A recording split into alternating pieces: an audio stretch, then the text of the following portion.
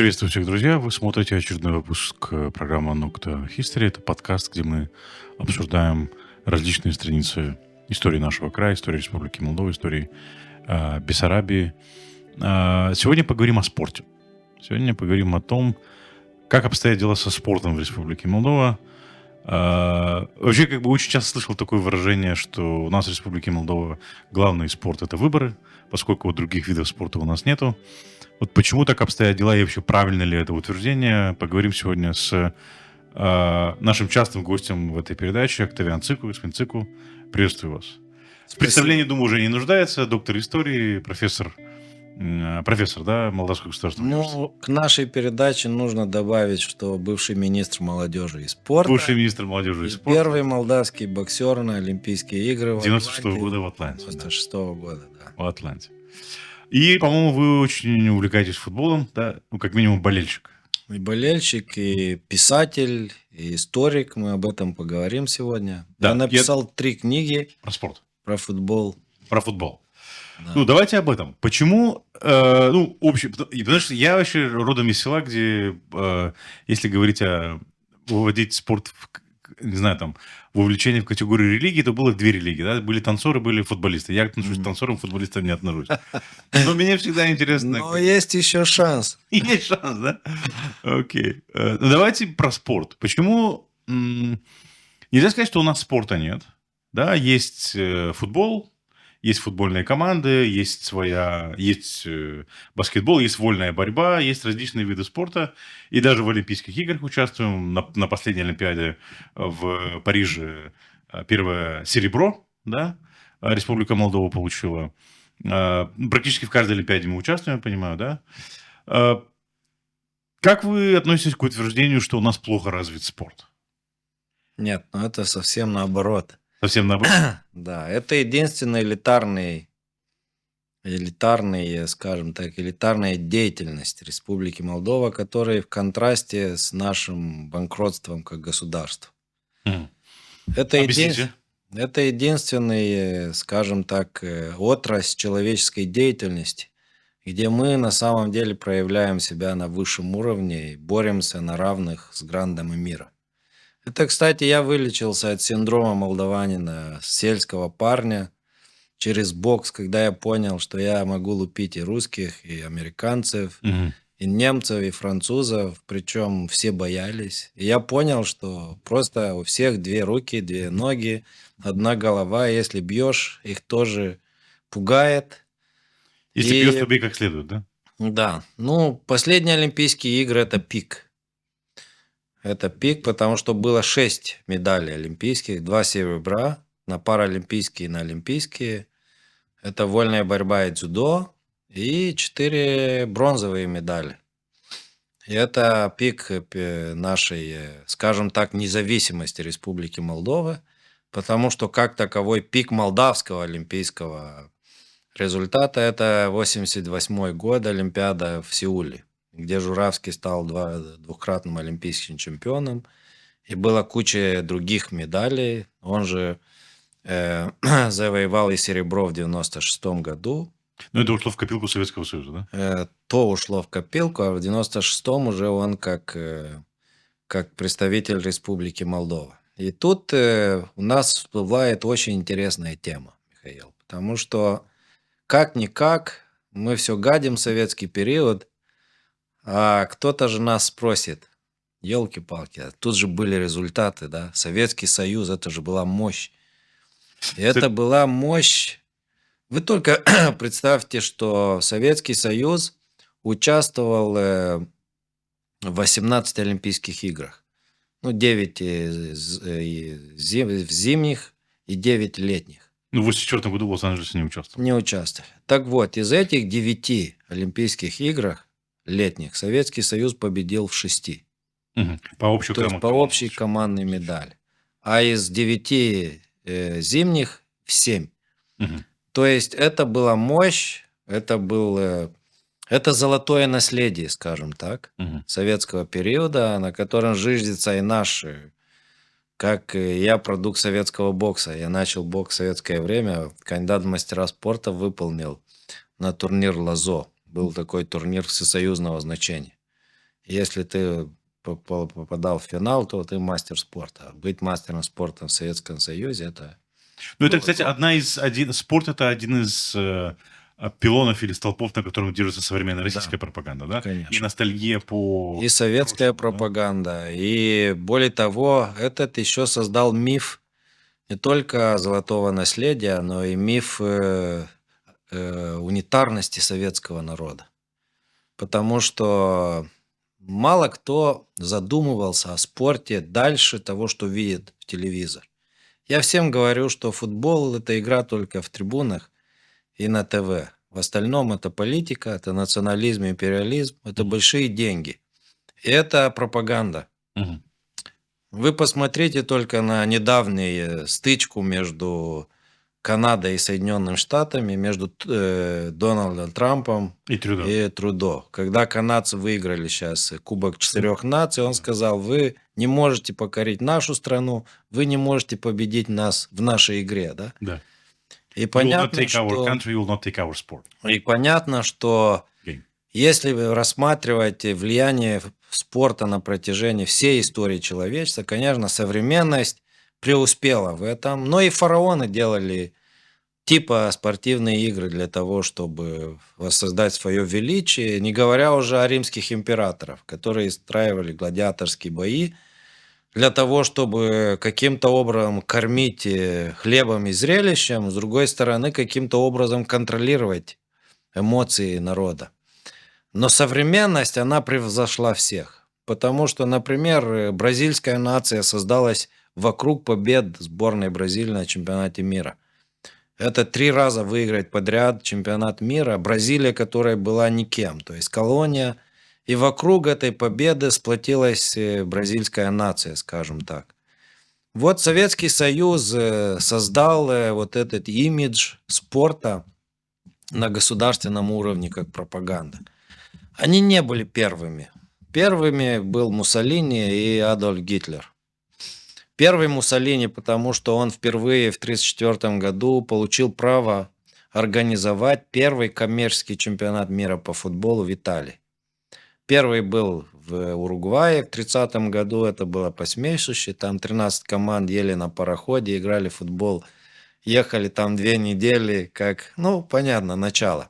Я прошу прощения, уточнение. Бразилия, по-моему, прозвучало 5 раз выиграла чемпионат. Она уже 5, да, Да. или 6. 5, Тогда 3 раза почти подряд. То да. есть и Пеле то есть это момент, когда мы все понимаем, что вокруг спорта очень много политики, это много пропаганды, это консолидация тоталитарных режимов.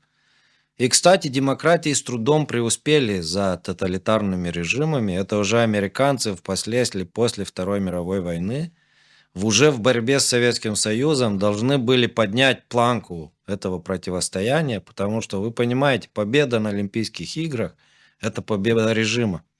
И поэтому на сегодняшний момент, когда мы смотрим Олимпийские игры, это не просто Олимпийские игры, это не просто игры. Ты всегда смотришь на общекомандный Ты зачет. смотришь на зачет, ты смотришь на золотые медали, ты смотришь, кто лучше. Да. Вот Советский Союз породил вот эту конкуренцию, потому что Советский Союз являлся своеобразным государством.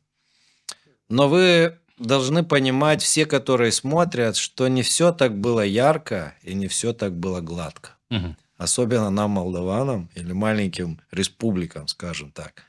Я бы, например, никогда бы не стал участником Олимпийских игр в Советском Союзе. Почему? Потому что, во-первых, конкуренция огромная, 15 республик. Второе, всегда поощрялись русские. Нам ребята рассказывали, и Тудор Касапу, и Журавский, и Тима Скрябин, что означало попасть в сборную. Как трудно было. Это не просто талант, и ты выиграл. Там еще и надо дергать какие-то нити, заносить вагоны с коньяком или другие вещи, которые... Иметь лоббистов, да? Иметь лоббистов, попадать в сборную. Да, у тебя был... Советский Союз имел централизованную подготовку. Советский Союз влаживал огромные суммы в советский спорт. Это причем началось в 1947 году. До 1947 года, до Второй мировой войны, Советский Союз видел спорт как буржуазное проявление какое-то отстоя, да? Была даже такая политика в 24-26 году, что футбол – это не пролетарское дело, его нужно закрывать. И они закрыли полностью футбол. И они смотрели на спорт как на военную подготовку, Мгм. ГТО, Маяковский тело и духом, и они влаживали именно в военный подход. То есть это была советская политика. Более того, Советский Союз, помимо того, что начал поддерживать мировую революцию, он и создал и альтернативную спортивную систему. Он назывался «Спорт Интерн» или «Красный спорт». Они создали свои Олимпийские игры. Рабочие какие-то спартакиады. Проблема была, что в Германии социал-демократия создавала тоже свои Олимпийские игры. Было трудно вот обмануть это рабочее движение и создать какие-то другие Олимпийские игры. И В какой Олимпийские... Германии? Когда в Германии? В Германии в межвоенный период. Мгм. И, кстати, Гитлеровская Германия у тебя, да? Или нет? до гитлеровская, потом уже был Гитлер, который все под себя взял. 1936 год – это апогей того, какое влияние имел тоталитарный режим на спортивное движение. Потому что впервые Германия организовала 2 Олимпийские игры. И летний, и зимний 1936 года было в Германии. И Гитлер показал мощь после Муссолини в 1934-м с чемпионатом мира, показал мощь тоталитарного Германии. И он победой немцев на эти Олимпийские игры хотел доказать превосходство арианской расы. И оттуда все начали изучать. Советский Союз понял, и Соединенные Штаты после Второй мировой войны. И в Советском Союзе в 1947 году был принят закон, подписан лично Сталина о поощрении технических данных и превосходства советских спортсменов. Ну, там по-другому немножко называется закон. Но там было так мужской, так и женский спорт. Потому что Советский Союз один из первых государств, который феминизировал спорт как массовый феномен. Произошла эмансипация женщин, потому что они вели счет медалям, и без разницы, что это женщина или мужчина. И эта эмансипация женщин во всех видах спорта привела к тому, что Советский Союз уже при первом участии в 1952-м на Олимпийские игры в Финляндии, они просто всех напугали своими успехами, и началась борьба. И Госдепартамент Соединенных Штатов начал искать пути, как с этим бороться. Советский Союз придумал профессионализацию игроков и спортсменов, потому что Олимпийские игры, по сути, были любительским деятельностью. И Международный Олимпийский комитет попал в очень дурную ситуацию, потому что в Советском Союзе официально не было профессиональных спортсменов. Они все были любителями. Они были слесарями, сварщиками, трактористами. Потому что слесарями не были, да? Но они не были, они были на государственной дотации, они этим занимались профессионально. А на Западе этого не было. Это совки были первые, которые придумали. И причем у меня есть перечень документов, зарплата футболиста, например, в Днистру Кишинев, они получали 110 до 180 рублей, плюс 40% еще от побед.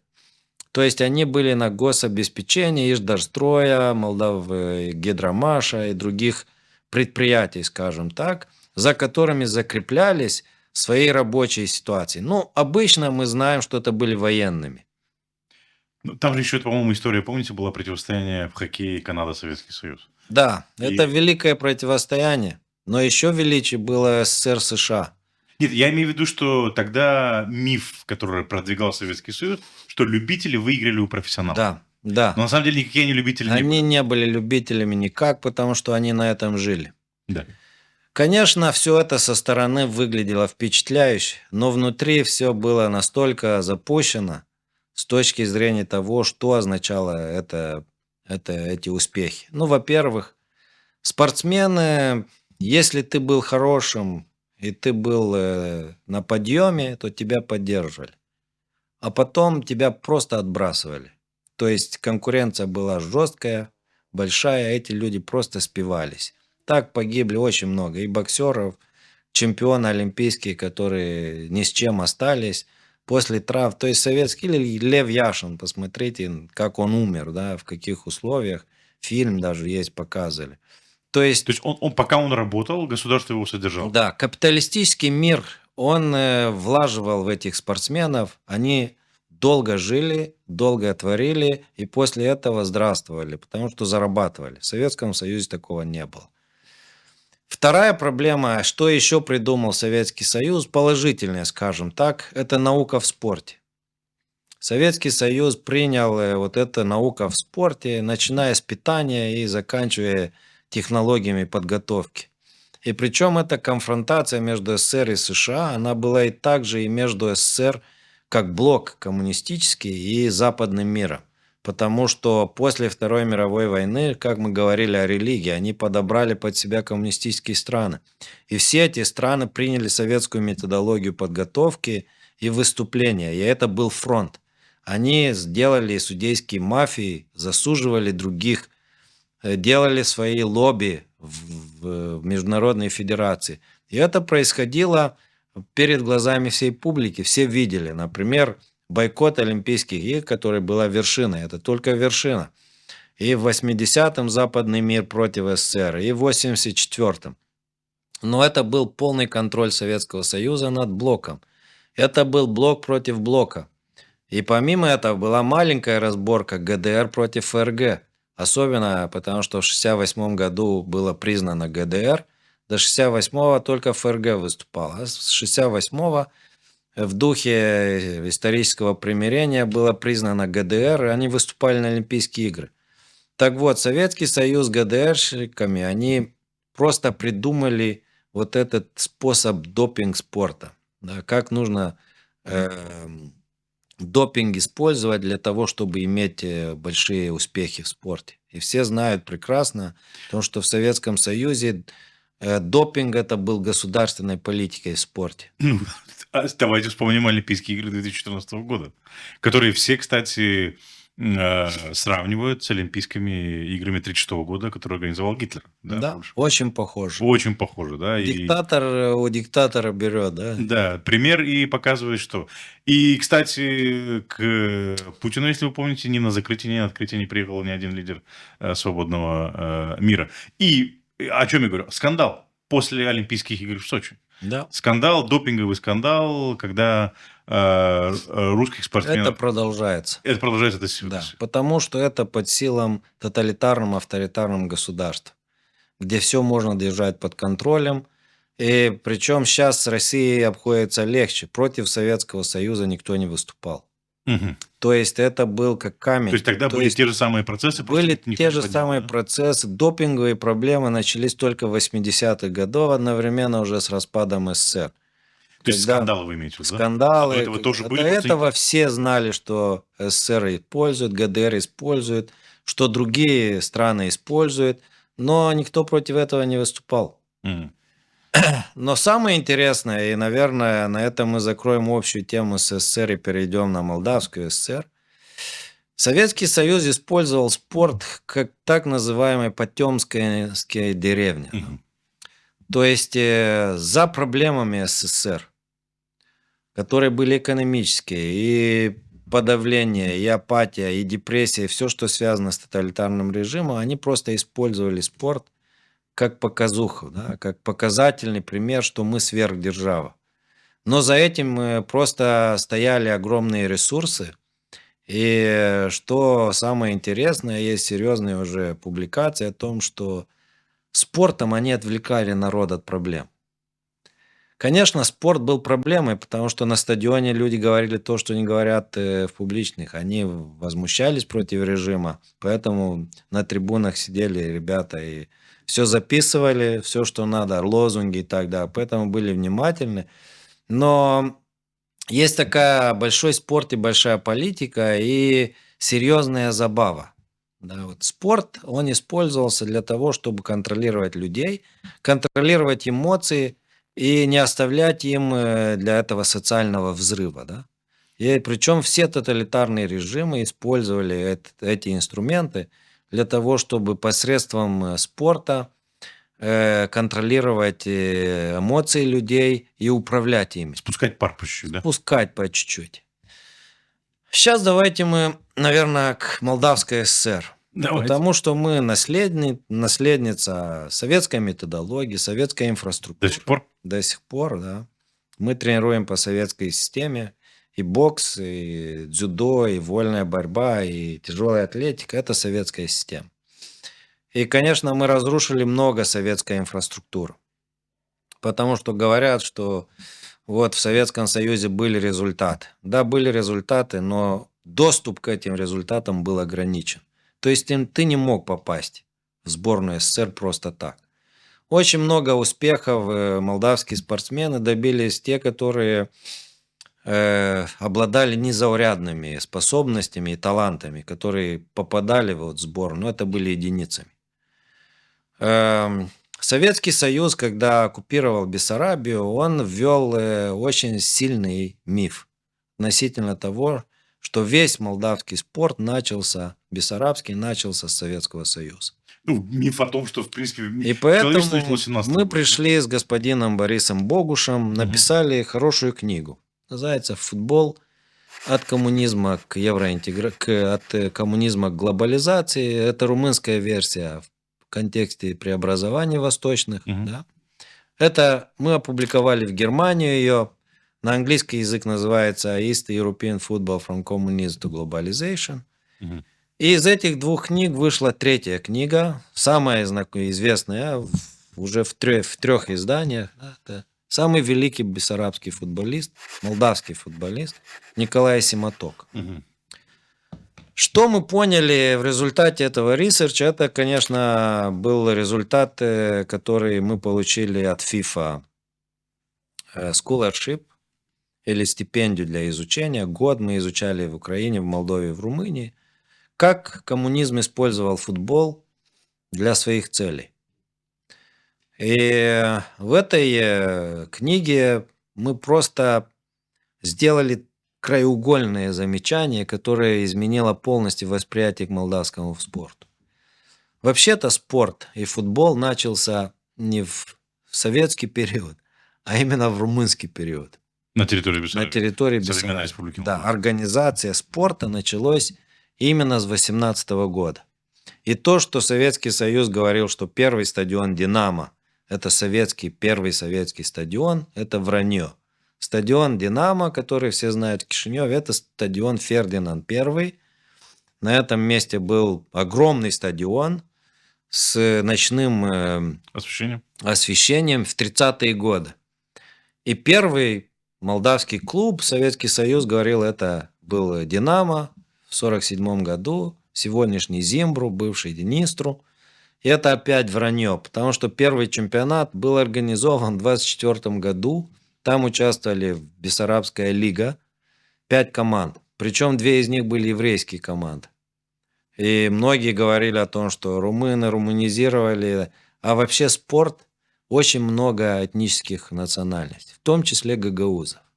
И при этом я вам скажу очень интересную историю о 3 братьев Вылковых, которые были самыми великими бессарабскими футболистами из Болграда. И я вижу в румынские источники по-разному говорят болгары или гагаузы. Ну, болгарская фамилия и болгар. Но и пишут, что они гагаузы. Так вот, Петя Вылков был лучшим бомбардиром в межвоенном периоде. Он играл за румынский чемпионский клуб «Венус Бухарест». Их купили в 1928 году. Они уехали в Бухарест. Эти 3 братья вместе стали 10-кратными чемпионами Румынии. Петя Вылков, кстати, умер под Сталинградом. Он, будучи желающим, он мог остаться играть в футбол, но он был патриотом, он уехал на фронт. Он ехал на фронт и умер под Сталинградом. А его брат Николай Вылков, он стал первым тренером Стява Бухарест, и Стява с ним первый кубок Румынии выиграла вот с Николаем Вылковым. И вот этот межвоенный период, в котором спорт преобразовался, потому что начали участвовать на Олимпийские игры, первый чемпионат мира в Уругвае, наши клубы играли в румынский чемпионат, и были такие клубы, как Михай Витязу, Спортинг, Фулджеру, очень сильные румынские клубы, потому что многие, как и в советское время, румыны делали армию в Бессарабии, И много известных румынских футболистов играли в Кишинев. И этот период опустился полностью. То есть Советский Союз начал вот структуру иерархизации спорта от Второй мировой войны. Да? Но это вранье. Что произошло дальше? Спорт оказался, как и в советское время, полностью коммунизированным. Были созданы так называемые добровольные спортивные общества. Это были целенаправленно по социальным категориям. Да? «Динамо», добровольное общество и клубы – это Министерство внутренних дел, милиционеры, да? И, по-моему, все «Динамо» по всему Советскому Союзу. Да, это и во всем блоке. И «Динамо» Берлин, и «Динамо» Загреб полностью. И второе – это были армейские клубы. ЦСКА, типа, да? ЦСКА и СКА, разные. ЦСКА, да. Это очень важно. В республиках, где были армейские клубы, можно было держать своих ребят в эти клубы, и они играли в футбол, то есть за свои республики. В Молдове не было такого клуба, и наших отбирали. Вот Эмил Караз в одном интервью по этой книге говорил, что всех ребят молдаван, которые хорошо играли, отбирали в других клубах. И их просто, как Добровольского, да, взяли в «Динамо», все. И никто не спрашивает. В Украине было по-другому. Было «Динамо» Киев, было «СКА Львов», были клубы, которые отбирали своих. Но в Украине было по-другому. В отличие от Республики Молдова, в этих республиках был свой национальный футбол. В Бессарабии никогда не было создано собственной футбольной школы футбола. Да? Вот, например, в советский период. Например, в 60-е, 70-е, 80-е годы вот эти большие клубные республики, Литва, Украина, Армения и Грузия, они не допускали русских в команде. «Динамо» Киев отбирал лучших украинских футболистов и имел большое противостояние с московскими клубами. «Спартак», «Локомотив», «Динамо». И вот эта борьба, причем была между национализмом украинским и русским империализмом. Это так воспринималось в Советском Союзе на неофициальном уровне. Причем в нашей книге мы показываем целый натиск московской прессы над украинцами, потому что «Металлист» Харьков, Черноморец, Днепропетровск, они сдавали очки «Динамо» Киев для того, чтобы он побеждал.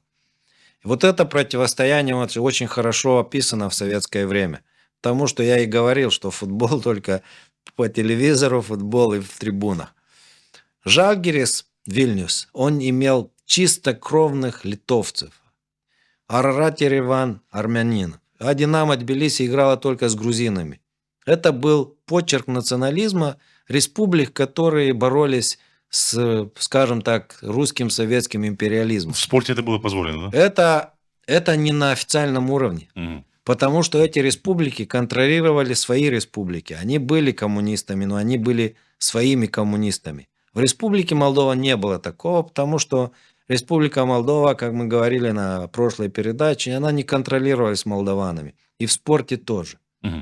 Вот у меня, например, статистика есть по разным параметрам, связана с присутствием в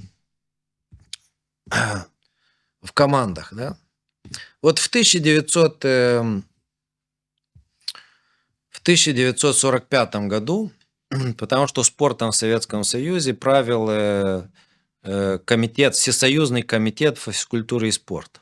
Это, кстати, тоже одна выдумка Советского Союза. Спорт называется физкультурой. Да? Физкультура и спорт. Физкультура, все говорили. И физкультурник. Так вот, когда был создан в 1945-м советский, в Молдавской ССР комитет по физической культуре и спорту, то и в этом органе из 82 работников только 9 были молдаванами. А из 60 студентов техникума физкультуры и спорта, из 60, в 1945-м только 8 были молдаванами.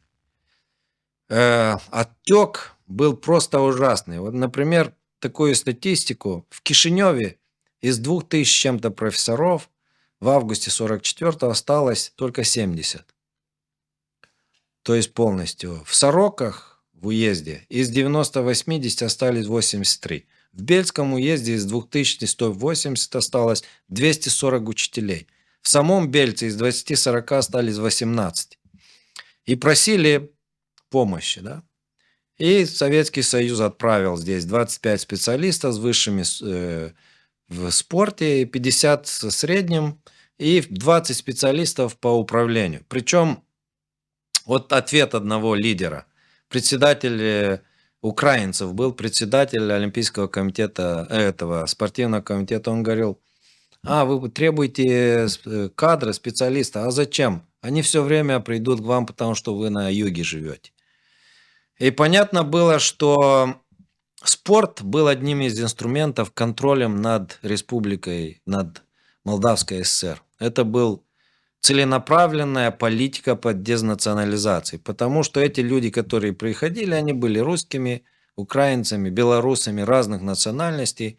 Они приходили тренерами здесь, специалистами, они внедрили советскую систему, но они в то же время русифицировали в контекст, в котором мы живем. И поэтому до сих пор у нас в республике спорт один из самых русифицированных способов деятельности. У нас до сих пор определенные лидеры во главе федерации, они остаются русскоязычными, которые с трудом говорят на румынском.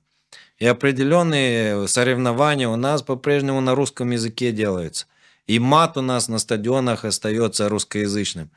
То есть понятно, что вот... Всем же нравится, нет? Да, понятно, что видно, что вот осадок остался с советского периода. Это и смешно, и грустно, потому что, с одной стороны, многие уехали в Румынию. То есть отек был очень большим. Мы говорили на одной передаче: от 300 до 400 тысяч молдаван, большинство интеллектуальность. Но опять же, проблемы в этом никто не видит. Ну, допустим, на последних Олимпийских играх в Париже в команде, по-моему, сборной, опять же, по дзюдо, если я не ошибаюсь, был один, напомните мне, если не... Да, есть один парень, который с России был натурализирован. Да, он, по-моему, из нацменьшинств из России. Да. Он хорошо выступил. В Молдове в этой проблеме не В этой проблеме нет, но вы посмотрите, что у нас и украинец натурализирован. Тарновский. Да, Тарновский же, он выступает, и потому что происходит глобализация спорта. Это уже феномен. Мы своих отдаем, потому что мы видим, сколько молдаван стало чемпионами в разные команды. И в Италии, и в Испании, и в Германии, в Германии, и в других странах. В то же время мы кого-то натурализировали. Но в советское время все было по-другому. Советский период, он означал имелись другие взгляды относительно спорта. Вы хотите сказать, были другие мотивы? Другие мотивы и другое восприятие. Другое восприятие. Я вам дам один пример, связан вообще с футболом. Почему у нас в Молдове, в отличие от балтийских стран, от кавказцев, от Украины, не было собственной школы футбола? Потому что футбол как таковой был убит советской оккупацией. После этого никто не задумывался здесь вырасти школу, потому что все были заинтересованы иметь одну футбольную команду, которая каким-то образом будет представлять Республику Молдова на советском уровне, да? И тогда было преобразовано «Динамо» в «Буревестник», команда студентов. И был приглашен Эпишев из Ленинграда. Создали в 1951 году «Буревестник». Из этих 20 игроков был только один молдаванин, Георгий Макану. Да? Остальные все были заезжие, 15 русских, и остальные уже по национальностям. Я опубликовал список этих игроков. И понятно, что на партийном уровне, это, кстати, был в период Брежнева. Брежнев очень любил футбол. Он даже прекращал заседание политбюро: идем на футбол, ребята, Буревестник играет. При Брежневе был построен республиканский стадион, и он долго... Тот самый, который сейчас... Да, который сейчас тоже коммунисты разрушили в 2007 году. Наверное, Брежнев наказал Воронина за это точно. Тарлева, прежде всего. Ну, да. То есть была цель иметь один флагман, да? Да. Один флагман, как Динамо Киев, как Ереван, Арарат Ереван, как Динамо Тбилиси, Жалгирис, одна команда. И почему не получилось? И не получилось, потому что я был приглашен на Конгресс ФИФА на конференцию в 2017. Моя статья называлась «Почему молдаване не играют в футбол?». Почему же? Они восприняли это как таковое. Ну, не играют, не играют. Нет, это был национализм в 70-е годы. Это Павел Чабан с группой молдавских по национальности футболистов пришел Григорий Еремей. Григорий Еремей, кстати, был один из немногих молдавских чиновников, высокопоставленных чиновников молдавского происхождения, который очень поддерживал футбол, культуру и так далее. О нем осталась очень хорошая память в молдавской среде, потому что он помогал молдаванам. Он был как отцом молдаван, Григорий Еремей, Григорий Сидорович. Так вот, они пришли и сказали: Григорий Сидорович, ну почему молдаване не играют в Нистру? Одни заезжие, то с Львов, то с России, то с... Вот молдаванам нет места в Нистру. И понятно, что Григорий Еремей в интервью в этой книге рассказывает: ко мне через несколько дней пришли из КГБ.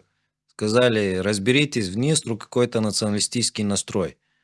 Что это означает, что молдаван угнетают, они не играют в единственную команду. А тогда Нистру играл в высшей лиге. Эпизодично, да? Кстати, самый большой результат в истории молдавского футбола – это 5-е место, 6-е место Буревестника было в 1956 году. Это была хорошая команда. Они, кстати, про пропаганду мы говорим. Впоследствии Буревестник стал Молдовой. И Молдова играла на высоком уровне. Потому что, когда выходили за рубеж, эти команды пополняли, скажем так, известными футболистами из Москвы или из других клубов. И они поехали в 60-е годы в Вьетнам. Была война, они играли в футбол против сборной Вьетнама. Побили китайцев 2-0, потом спустились во Вьетнам. И выиграли у вьетнамцев в войне 6-0. На этой игре был этот их лидер Хо Ши Мин. И после этой игры наши радостные в раздевальке заходит посол Советского Союза в Вьетнаме. Говорит: вы что, охренели? Вы выиграли у этой страны, которая борется с американским империализмом. И вы их победили 6-0. Завтра выйдите и проиграете. И они вышли на следующий день, сыграли еще одну игру, в 0-0 сыграли. Но не проиграли. Но они проиграли. Но они же не могли себе забить гол, да? И все поняли, что это не только игра, это была вообще пропаганда. То есть команда забить себе гол не было, да? Сказали: ну, сами не можем себе забить, да? Пусть они забьют. Вот это было, потому что они потом играли и с Олимпиакосом, и с Фламенго играл. Фламенго играл на республиканском стадионе. В одно время даже были разговоры, что сам Пеле играл, но это неправда. Да? То есть понятно, что в советское время Молдавская ССР не имела своей школы, не имела интересов развивать собственную футбольную школу, потому что наш футбол, и я это много раз говорю, многие просто не понимают, что такое футбол. А футбол – это такого рода игра, где национальные черты определенной нации, они слаживаются в контексте игры в футбол. Да, он стал более глобальным. Сейчас многие играют в очень простые схемы игры. Но вообще немцы играют в футбол, как они делают Мерседес, и как построены панциры, их же панциром называются. Аргентинцы как танцуют танго, бразильцы как самбо, да? И французы играют свой футбол, итальянцы катеначо. Это структура нации. И румыны играют в футбол как латинская кровь, сырба и хора. А нас заставили играть казачок. Да? То есть латинская, мы единственная такая латинская, скажем так, кровяная группа, которая играем не собственный, не свойственный футбол. У нас креативный футбол, мы латинская кровь. У нас мы играем, должны играть как итальянцы, как французы, как испанцы. Да? Нас выучили этот казачок. Советская футбольная школа, в которой приходили определенные тренера, и вместе со своей группой делали 1-2 года какой-то успех, а потом они исчезали. Тут кто вам скажет, что просто здесь нет денег? Вы знаете, с деньгами не было проблем. В этой книге у нас было интервью с Григорием Поповичем. В советское время вы В имеете? советское время. Они прикрепляли все эти заводы. У нас был и Молдавгидромаш, и был и Сигнал, и разные другие, Которые спонсировали которые спонсировали футбол. Например, была такая волейбольная команда Стява Рош и Красная Звезда. Они потому, что вот эта текстильная фабрика, что сейчас Дом офицеров, тогда они прикреплены были к этой фабрике, и они поддерживали этот волейбол. Конечно, преуспевали больше в индивидуальных видах спорта. И здесь, знаете, очень интересная черта. Почему в индивидуальных видах спорта в Молдаване имеют большой успех? Они имеют в командных. Потому что командный вид спорта, он олицетворяет сущность идентичности нации. Ее целостность, ее определенность и ее самопознание, да, скажем так. Ну вот тут, наверное, возникает вопрос, что Молдова до сих пор не стала нацией, наверное, да? Не стала нацией, потому что мы играем в футбол, как мы являемся как нация. Левобережье не может играть как правобережье. Над гимном у нас много проблем, скажем так, и вообще с уверенностью в том, что Молдова является государством. И это, кстати, очень интересный феномен относительно того, что является футболом на международном уровне. Потому что футбол – это вообще показатель коллективной игры. Но это и в волейбол, и в гандбол, и в другие. Вот румыны прекрасно играют и в футбол, и гандбол, и имеют, потому что тут есть привязанность к нации, определенный менталитет сплоченности. У нас пока его нет. Мы его не сформировали, и тем более у нас не была сформирована своя собственная школа в советский период, на котором бы мы поставили наш футбольный феномен. Да, и он таким же и остался. Да, до сих пор. То есть кратковременные успехи, 1 год в высшей лиге, и на этом все закончилось. Хорошо, вот этот вот успех. И по деньгам я закончу. Да. Их просто, этих футболистов, им было нелегко. Павел Чубану рассказывал, и Иван Данильянс, все рассказывали, им было нелегко. Как искали квартиры, чтобы привезти с конца Советского Союза каких-то футболистов, сколько их строили. Потом, как подкупали судьи, приходили на игры, нужно было в карман дать. То есть все было, как и в советское время, был такой феномен. И они были прикреплены. И в Советском Союзе в 1972 году был принят закон о незаконном поощрении в футболе. Именно в футболе. О чем О том, что они не должны были зарабатывать больше, чем надо было по идеологическому. И это, представьте себе, в 1972 году в контексте, потому что футбол, вы должны знать, он разрушил советский блок. Почему? Потому что вот как футбол стал вообще зародышем евроинтеграции. Футбол раньше, чем Евросоюз появился, этот латинский кубок между 4 странами латинской, Италия, Португалия, Франция, Испания, они стали зародышем евроинтеграции. Они создали футбольную систему, начали встречаться футбольные клубы между собой. Потом они пустили Советский Союз. А что это означает? Это означает, что футболисты из ЦСКА или Динамо, они ходят в Голландию, они ходят во Францию, они ходят в Англию, они видят, как они зарабатывают. Потом большой натиск этих футболистов купить. Миллионы сдавали за Яшина или за других футболистов, за Блохина, за Протасова, за Биланова. Столько футболистов талантливых было загроблено в Советском Союзе, потому что их не отпускали. Этих игроков держали до последнего. Сколько денег не давали за советских боксеров, которые были превосходные, и тяжеловесы, и разные боксеры. В американском профессиональном ринге Мухаммед Али, когда в Москве приехал на показательные бои, у него было 3 раунда по раунд с каждым тяжеловесом советским. Он просто был в шоке от того, какие эти боксеры были хорошими. Или Теофила Стивенсона.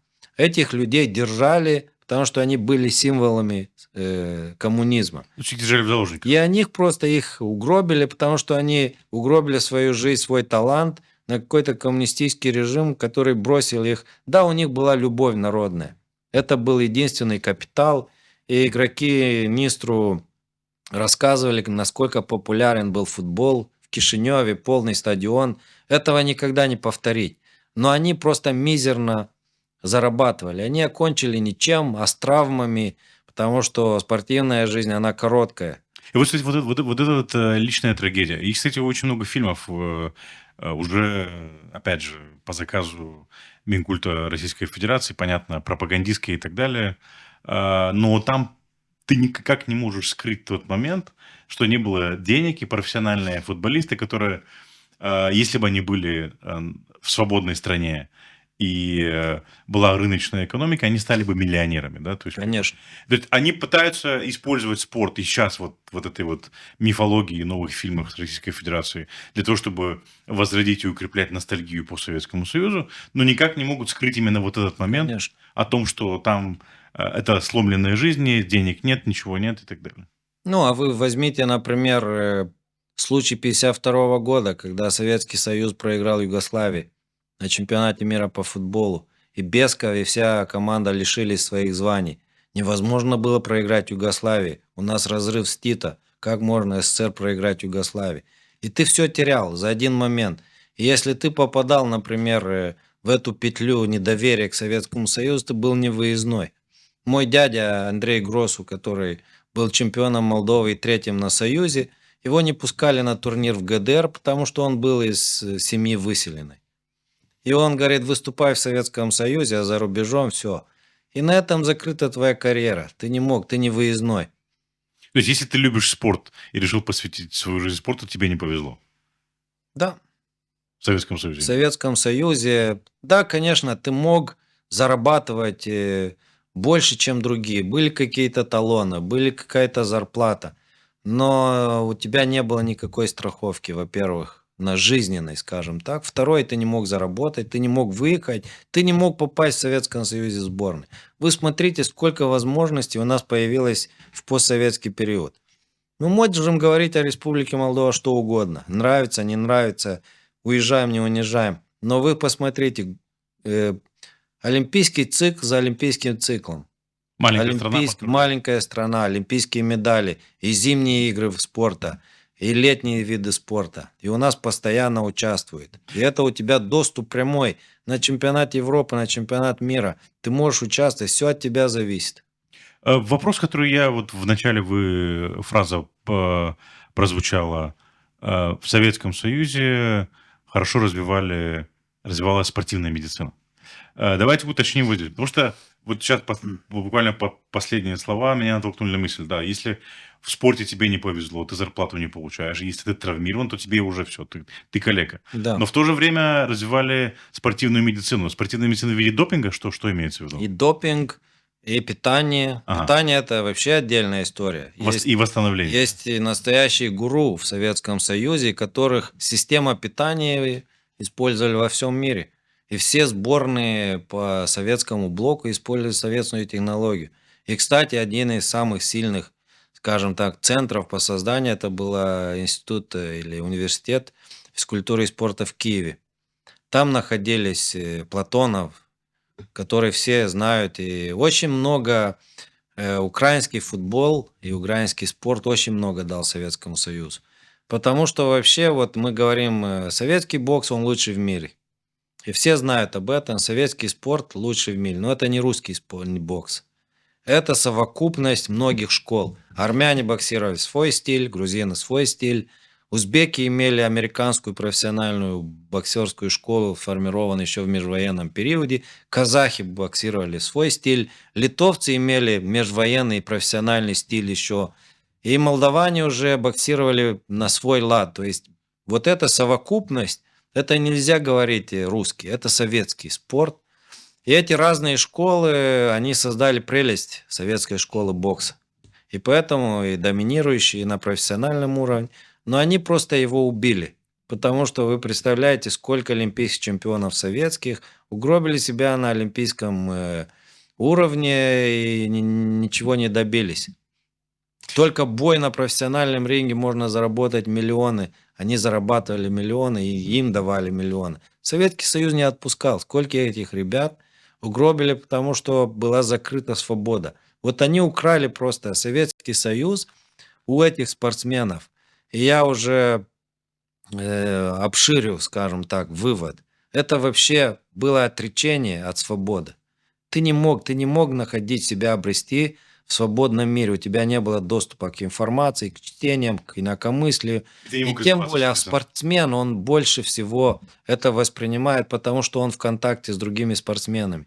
Он видит, что футболист в Манчестере или в Реал Мадрид получал миллионы, и они приходили с такими машинами на игры, и они говорят, и они все это видели. Болельщики, которые выходили на игры, или видели других болельщиков, которые приходили в Советском Союзе, они делали разницу. И все понимали, и это наложило очень большой отпечаток на разрыв вообще коммунистической системы. Потому что если ты сравниваешь вот эту свободу, это в первую очередь творческие люди, у которых жизнь очень короткая, и они хотят заработать, они хотят, чтобы о них говорили во всем мире. Одной любовью народной не выживешь, Нет, когда ты как Яшин, или как Ткаченко, или как Попенченко, или другие большие наши спортсмены, или фигуристы, которые травмировали, остались ни с чем. И Советский Союз их просто выбрасывал на мусор. В общем, под конец можно резюмировать, да, то есть не надо нам обратно в Советский Союз, там не Не было спорта. нужно обратно, нам нужно держаться за что у нас есть, Да. потому что у нас есть большой талант. У нас очень хороший спорт индивидуальный, потому что мы вообще хорошие бойцы. Молдаване с средневековых времен. И дзюдо, и бокс, и штанга, все прижилось. То есть это...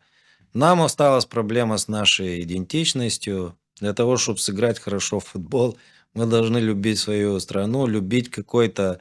Что-то любить, чтобы создать вот эту синергию, как Да, говорят. и начать уважать друг друга, да. И начинать уважать друг друга, потому что коллективные игры спорта, они олицетворение коллективной ментальности и вообще структуры национальной. Господин Цику, я благодарю вас за этот разговор. Очень важный разговор, мне кажется. Во всяком случае, мне кажется, сделали правильные выводы. Да, и правильную передачу. Да. Они мало об этом говорят, вообще не говорят. И это хорошее начало может быть. Я Для на это... целенаправленной мы можем отдельную передачу про футбол, например, сделать. И там, где все видно, скажем так, это. Да, или не видно, потому что его нет, да? Почему молдаване не играют в футбол? Да. Друзья, благодарю вас, что вы были с нами. Это был Октавиан Цику и разговор о спорте. Чем был спорт в Советском Союзе, как использовался спорт в Советском Союзе, и как система калечила жизни очень многих спортсменов, которые в свободной стране могли бы добиться больших успехов, а так были обречены на то, чтобы прозябать свою жизнь, несмотря на то, что были талантливыми и хорошими спортсменами. Подписывайтесь, делитесь этим видео, отправляйте своим знакомым и близким. Увидимся в следующих выпусках Nocta History. До свидания. До свидания.